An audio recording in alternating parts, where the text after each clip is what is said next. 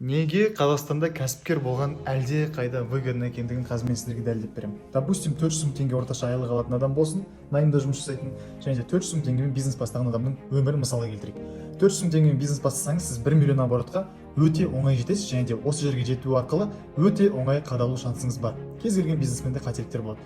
Ол мысалы отдел продажда болуы мүмкін. Осы аралықта сіз белгілі бір тәжірибе алдыңыз, және де осы аралықта белгілі бір тәжірибе алдыңыз.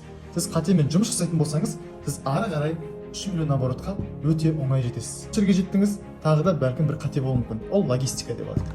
Логистикада қатені жөндедіңіз, ары қарай өстіңіз.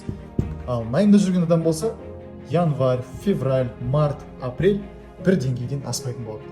Қазақстандағы теңгенің жылдық инфляциясы 21% екендігін ескеретін болсақ, бізге кәсіпкер болып қатемен жұмыс жасап ары қарай өскен намного выгодно екендігін ақылы бар адам түсінеді деп ойлаймын. Сол себепті таңдау өздеріңізде. Видео ұнаса лайк басып тіркеліп